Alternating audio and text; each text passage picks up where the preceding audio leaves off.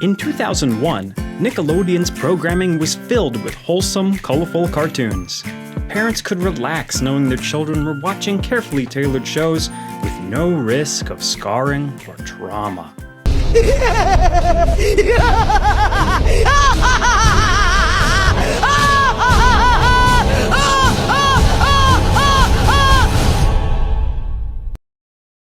Except for Invader Zim.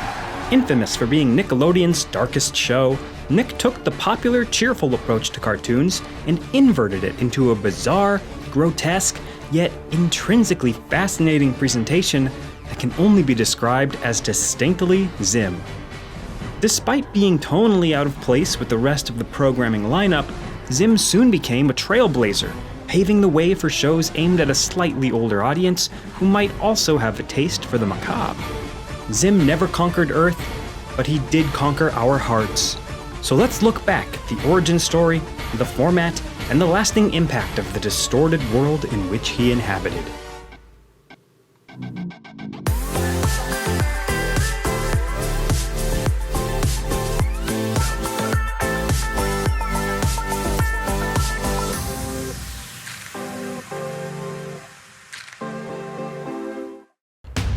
In the far reaches of space, the alien race, the Urkins, form a plan to conquer the cosmos. Their leaders, the almighty tallest, send their best and brightest to planets to gather intel to aid with the invasions. However, their greatest threat is not a rival civilization, but Zim, who nearly wiped out their entire race in a careless, destructive frolic. I put the fires out. You made them worse. Worse? Or better? To distract Zim and get him as far away from Urk and the fleet as possible, the tallest send him on a fake mission to infiltrate a mystery planet, which of course turns out to be Planet Earth. This must be the place. Here, Zim blends in with the oblivious Earthlings and establishes a base to gain intel and plan for the eventual invasion, despite the tallest seeming to have no intention of actually traveling there. The only human who sees through Zim's disguise is moody preteen Dib. My name is Dib Membrane. I'm 12 years old.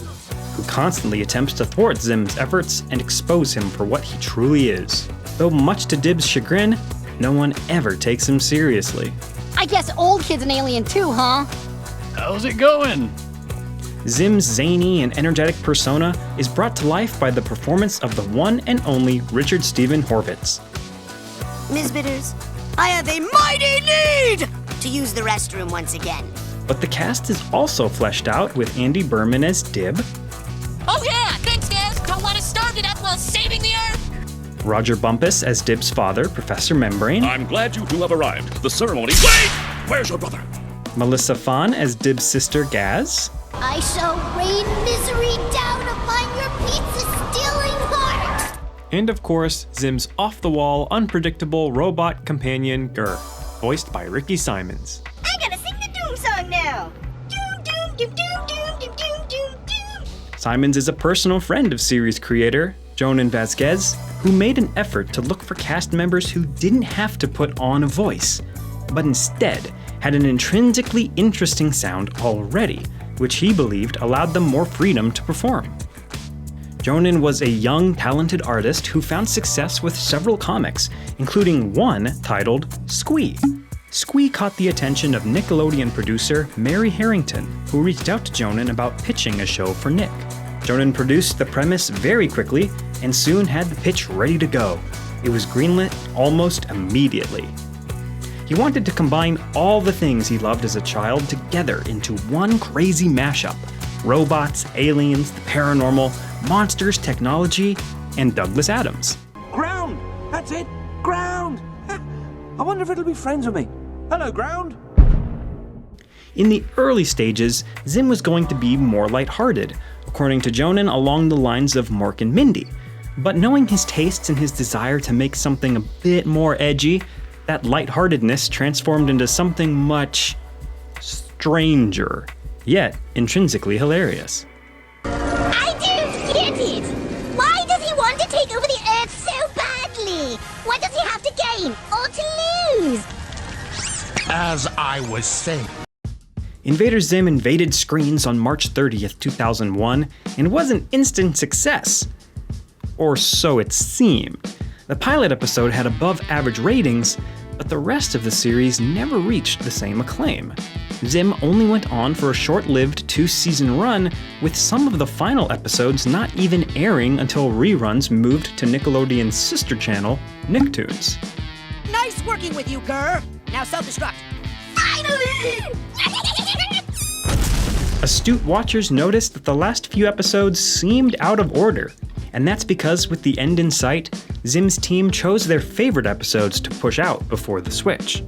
One example, a character named Minnie Moose suddenly appears without explanation, because his introduction never finished production. The episodes that had started were included in the DVD release. According to Jonan, Nick was a place for kids, but not kids who want their eyes ripped out. And that proved to be the case, as Zim was originally intended for a preteen audience. Nickelodeon had attempted to greenlight more shows to appeal to this older demographic, but Zim ultimately was the only one produced. Therefore, Zim's odd place in the lineup against shows such as SpongeBob SquarePants and the Fairly OddParents led to poor reception, and thus poorer time slots. The younger kids who were not quite prepared for Zim sometimes had the disturbing imagery burned into their brains. All these years later, episodes such as Dark Harvest still bring back uneasy feelings and dread. Despite all this, Zim was rewarded with an Annie Award, a Daytime Emmy, and a World Animation Celebration Award. The show was an early adopter of mixing 3D with 2D animation, producing some jaw-dropping visual effects.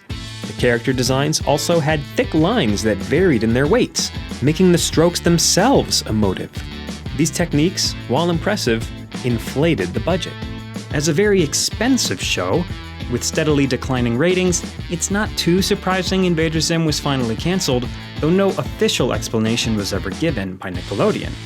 Actor Richard Horvitz has stated, "Our ratings never really got off the ground.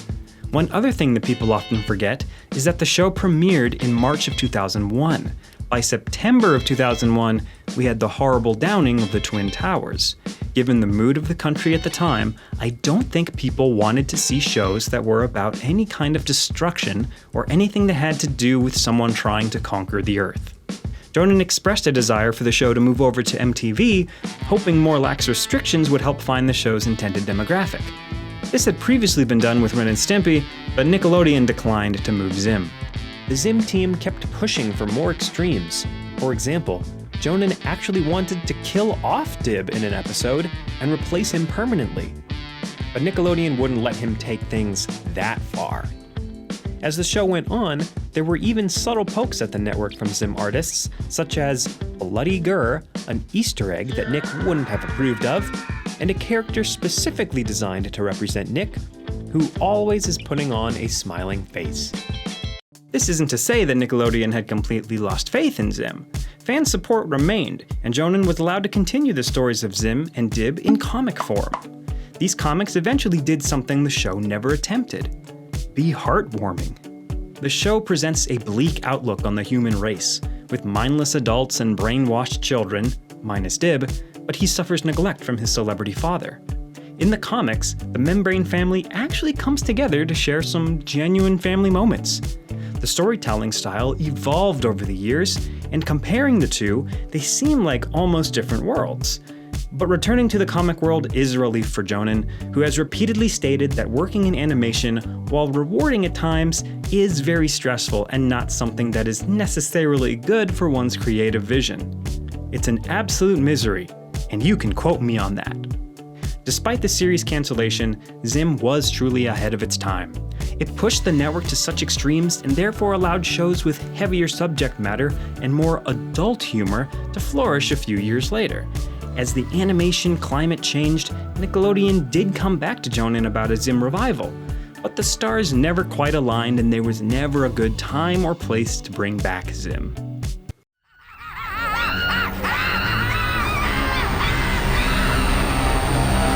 Until Netflix got the rights to produce a movie. In August 2019, Invader Zim Enter the Florpus premiered. Although not a conclusion to the Invader Zim story necessarily, it did give Zim an epic and grandiose farewell, which was refreshing and well received by long-awaiting fans. There were some design changes, but overall, it still felt true to the enigmatic gem that was the original series. And of course, it was still hilarious. As a child, I thought sharks were my friends. I know better now. Zim's feature-length Resurgence follows a trend of shows delivering a post-original air story.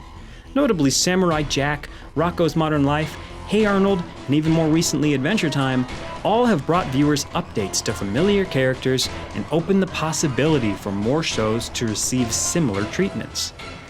In the timeline of children's programming, Invader Zim stands out as a show underappreciated in its time, but proof that with enough buzz and fans keeping it alive, there's always a chance for it to come back years later. It's surreal asking about what it's like to create like a cult classic or anything that people like. The ability to just sort of leave that impression of viewers in someone's life experience is just surreal. I don't think I'll ever really wrap my head around it, but to know that it's happening and to remember that happening to me, it's just cool. And it should be an inspiration for comic artists to know that with a unique voice and creative vision, anything can happen.